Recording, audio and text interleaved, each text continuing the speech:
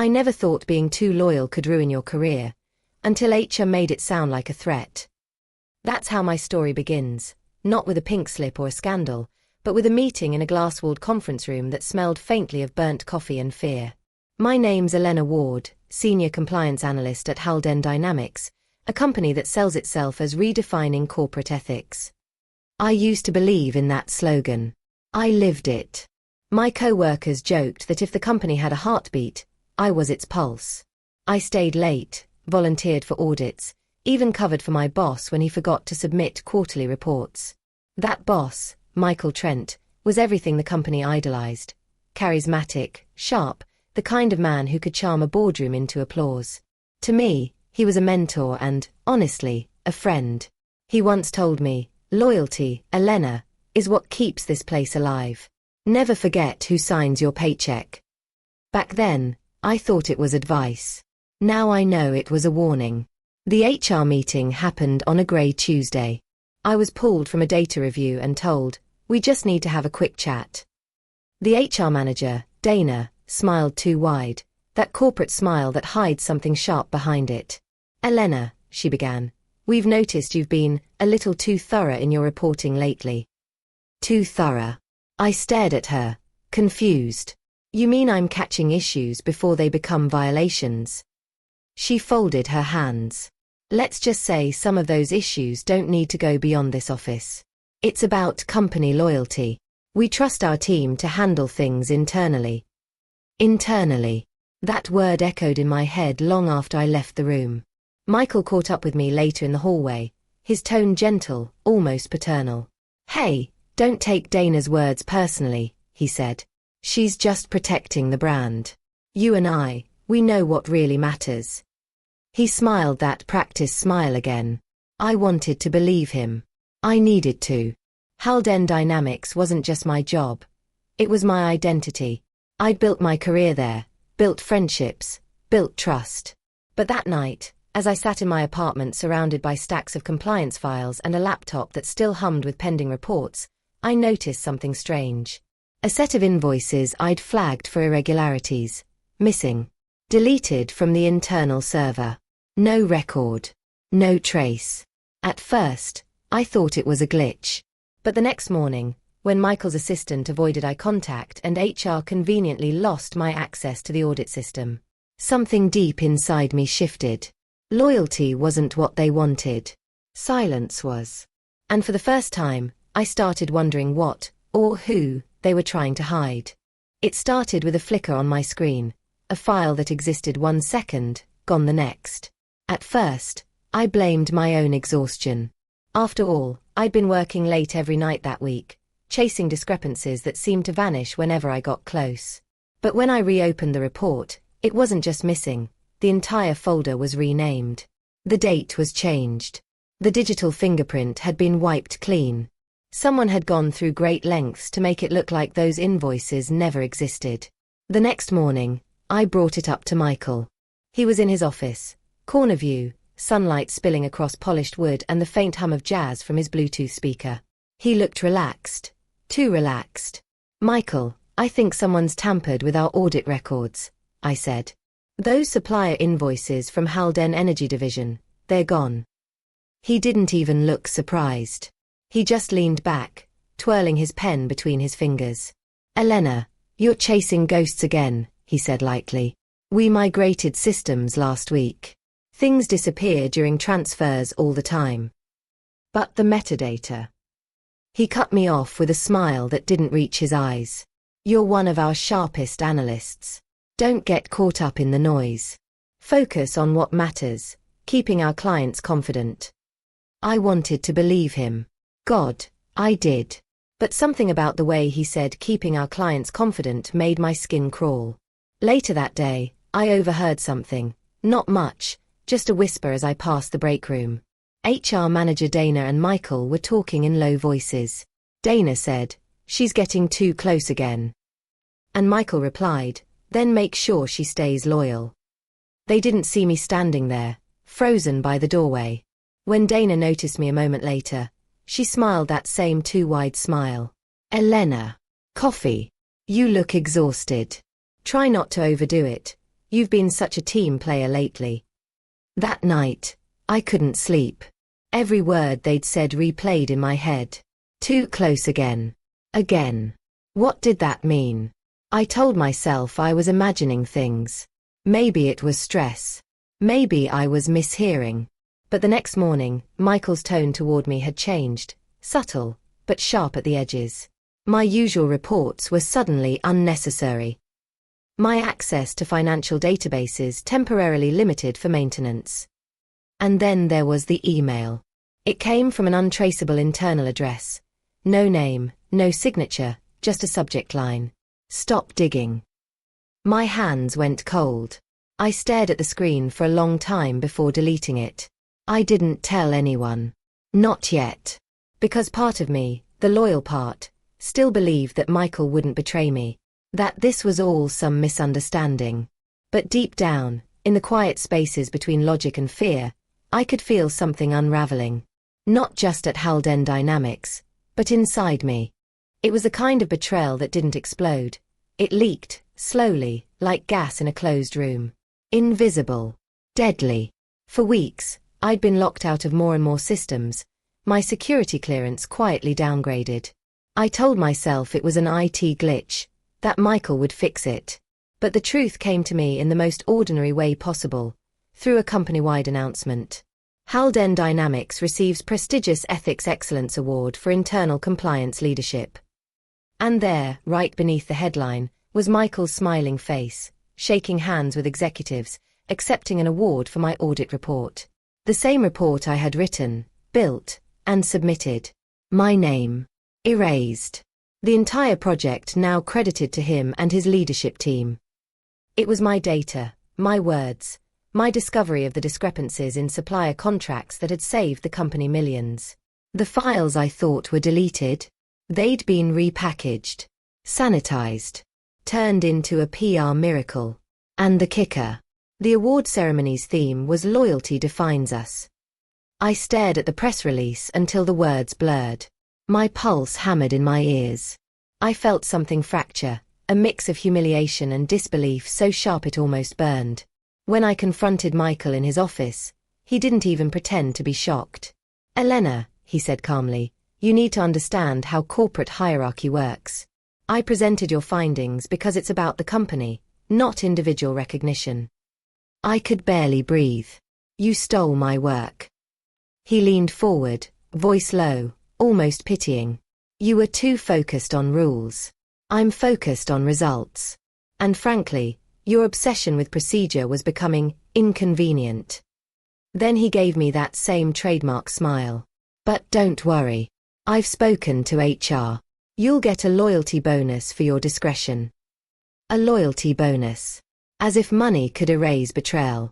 I left his office shaking, my vision tunneling. My badge didn't open restricted doors anymore. My access to financial records was gone. HR stopped returning my messages. And when I asked for a copy of my report, my own work, I was told it was now proprietary property of Halden Dynamics. That night, I sat in my apartment, lights off, phone silent. I reread the anonymous email, "Stop digging," and for the first time, I realized who had sent it. Michael. He'd been warning me, controlling me, grooming me to stay quiet, to protect his empire built on lies. But what he didn't understand was that loyalty has limits. And as I stared out the window at the city lights reflecting off the glass towers of Halden Dynamics, something in me went still. No more denial. No more loyalty. Only truth. And a plan. The night after Michael's betrayal, I broke. Not dramatically. No screaming, no shattering plates. Just silence. A hollow, aching kind of silence that fills your lungs and steals your breath. I sat on my couch, laptop open to the company's press release, watching my own work paraded as his triumph. I replayed his words over and over. It's about the company, not individual recognition. That was his justification. His shield. His weapon. I didn't cry. Not at first. I just stared until my eyes burned, until the screen's glow blurred into white noise. My entire identity, the loyal employee, the believer in integrity, had been used as camouflage for his corruption. But the real collapse came later. It was nearly 2 a.m. when I opened my inbox again, scrolling through old messages. That's when I saw it, an archived email from 6 months earlier, one I'd forgotten about. It was from the Office of Corporate Regulation, confirming receipt of a routine compliance audit I'd submitted on Halden Dynamics' behalf. The same audit Michael had told me was handled internally. Except the regulator's note said, "Thank you for your submission. Follow-up pending once financial anomalies are reviewed." Follow-up. That meant they had found something. But I never heard from them again. Because Michael must have intercepted the communication. He'd not only stolen my work, he'd buried an active investigation. That realization hit me like a punch. The room spun. My chest felt heavy, but beneath the grief, something else stirred, a pulse of anger. Clean, cold, electric. I clicked deeper into the archives, retracing digital footprints, old backups, cached versions of reports. Every click was a breadcrumb back to the truth. Every document I recovered was proof that I hadn't imagined it, that my loyalty hadn't been foolish, just exploited. Then I found it, a folder I'd named Integrity Review _2023, buried in a forgotten drive. Inside, the original invoices, untouched and time-stamped. Evidence of fraudulent transactions between Halden Dynamics and a shell supplier, all authorized by Michael. And there, in the notes column, was my last entry. Report escalated to Regulator. Awaiting response. He never deleted this one. He'd simply overlooked it. I laughed, not from humor, but disbelief. For the first time in weeks, I felt something like power return to my veins. He thought he'd erased me. But I had the receipts, literal and metaphorical. I closed my laptop and stared at my reflection in the dark window. My eyes looked different, steadier, colder. If loyalty was his game, then truth would be mine. I didn't know yet how deep his corruption ran or how many people were complicit. But I did know one thing. I wasn't going to HR this time. I was going above them. To the same regulator he thought he'd silenced. And this time, I wouldn't whisper. I'd make them listen. I turned my fury into a checklist. Revenge, I quickly learned, isn't a screaming fit. It's logistics, patience, and paperwork done better than they ever did it. I copied Integrity Review _2023 onto 3 separate drives, encrypted each with a different passphrase, and stored one in a safety deposit box under pseudonym. The other 2 I uploaded to a secure cloud with immutable timestamps. No edits, no disappearing metadata. If they tried to claim the evidence was manufactured, the timestamps would scream otherwise. I reached out to Omar, my old IT contractor from before Halden hired an in-house team. He owed me a favor after I'd vouched for him on a freelance bid years ago. He pulled server logs I couldn't access, recovered deleted emails, and assembled a clean, auditable chain of custody. Where Halden's system had been migrated, Omar found the hidden hand that redirected regulator notices and auto-archived my warnings. Loyalty at Halden was a currency, but so was resentment. I quietly messaged Priya, a junior accountant who'd been denied promotion after she'd flagged sloppy invoicing. She was furious and careful. She'd kept copies of emails Michael had demanded she forget. We met for coffee, whispered strategy, and she handed me a signed affidavit she'd been too scared to use. That affidavit became Exhibit B. Michael loved theatrical displays, awards, press, public praise. I let him keep his stage. I started planting small, believable breadcrumbs. A vague, internal memo I leaked to him about an upcoming supplier audit. A fake vendor query routed through a ghost email. He relaxed, unconcerned. While he smoothed his smile for the cameras, I arranged a formal package to the regulator. Encrypted files, server logs, affidavits, and a step-by-step reconstruction of the fraud. I used an independent legal counsel I'd found, a woman named Martinez who specialized in corporate whistleblower cases. She agreed to be the public face if the regulator needed an official complainant. That insulated me from immediate backlash. Regulators move slowly. So do boards. Public pressure moves faster. I quietly contacted an investigative reporter I'd met at a compliance conference. Sharp, relentless, and bored of good PR. I gave her a sanitized preview, enough to intrigue, not enough to burn the case. She promised patience and a hard-hitting angle. Through it all, I changed. The frantic, pleading Elena who wanted to be believed withered away. In her place was a colder, calculated version who could wait months to topple a man in 5 minutes. I slept less, planned more. I rehearsed my testimony until my voice didn't shake. Michael strutted through the office believing he'd buried the problem. Dana kept protecting him, smiling wider each day. They were comfortable. They thought loyalty had silenced me. They were wrong. I scheduled the Regulator submission for a Tuesday morning, a day when the board meets, when Michael has his public briefings, when cameras might be present. I set the journalist's call for the same afternoon. I handed Martinez the final encrypted key and watched her place it into the secure portal. I closed my laptop, laid my evidence folder on the table, and breathed once. The calm was deceptive. I could feel the pressure building, like a storm about to snap the skyline. Something big was about to explode. The Tuesday I chose felt ordinary until it didn't.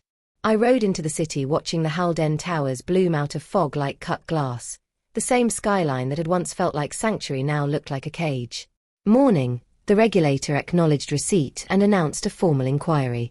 Martinez, steady, sharp, delivered the packet in person. Immutable logs, invoices, affidavits, the chain of custody Omar had built, Priya's sworn statement. The Regulator's face was unreadable, but their fingers didn't skip a beat as they examined the timestamps. There was no arguing with 3 independent sources pointing to the same seam of corruption. Afternoon, the journalist published. The headline hit like a struck bell: Ethics Award or Smokescreen. Halden Dynamics under investigation. The article threaded my evidence with interviews and the quiet, precise language of people who'd smelled a story worth following. Cameras arrived. My phone rang with messages that blurred into noise. I let them ring. Michael's empire began to unravel in predictable, human ways. First, the award was quietly removed from the company website. Then the board called an emergency meeting. Michael held court in the lobby, his practice charm frayed at the edges as reporters asked the same lethal question. Did you intercept Regulator notices? He answered with the same lines he'd used on me for years, about leadership and results, but those words had a hollow clatter now.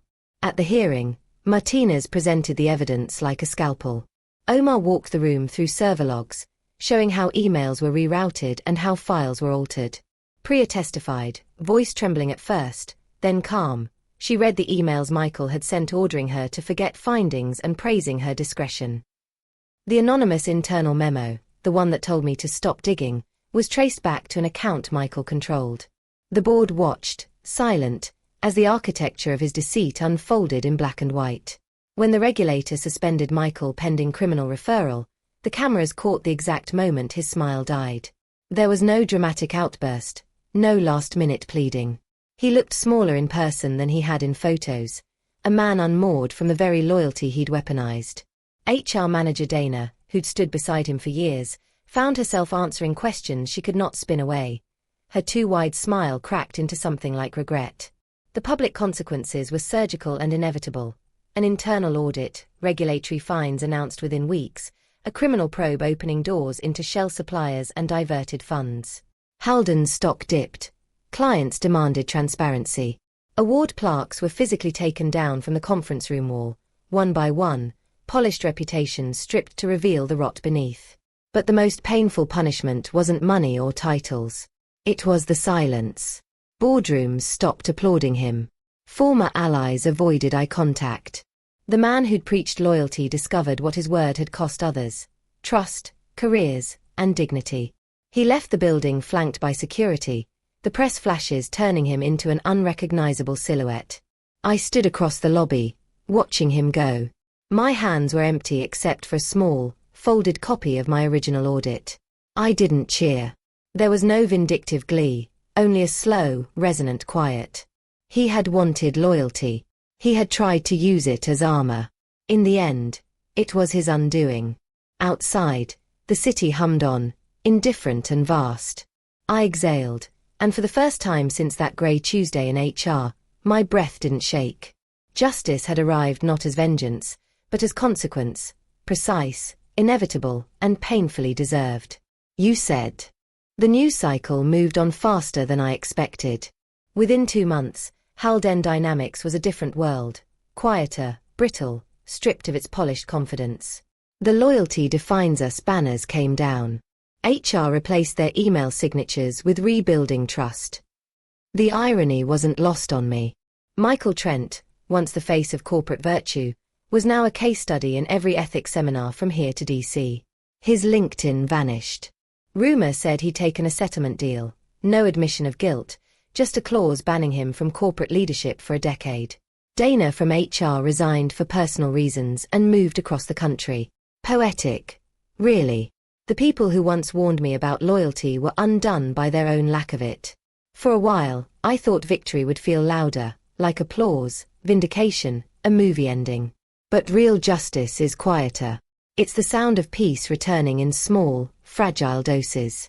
I started consulting for smaller firms, ones that actually cared about compliance instead of using it as window dressing. It's strange how the same skills that once made me too thorough now made me valuable. Every time I reviewed a report, I caught myself whispering, this time, no one buries the truth. Some nights, I still think about that HR meeting, the one where Dana told me not to dig too deep. I remember the hum of the overhead lights, the way Michael smiled when he said loyalty was everything. He was right. In a way. Loyalty is everything. But it should be earned, not demanded. Shared, not exploited. I learned that loyalty to truth is the only kind that doesn't destroy you. Last week, I walked past the Halden Tower for the first time since it all ended. Through the glass, I could see new people in the lobby, new smiles, a new slogan on the wall. Integrity starts here. I almost laughed. Maybe they'd finally learned. Maybe they hadn't. But that was no longer my fight. I pulled my coat tighter, turned toward the morning sun, and kept walking. Because loyalty once trapped me. Truth set me free. And somewhere, in the ruins of their empire, Michael was learning the same lesson, too late. I didn't need to destroy him. He'd already built his own downfall, one lie at a time. Clapperboard if you've ever been told to stay loyal when you knew something wasn't right. Tell me your story in the comments. Speech balloon, have you ever had to choose between silence and truth? Bell subscribe for more stories of justice, betrayal, and the power of standing up when it matters most.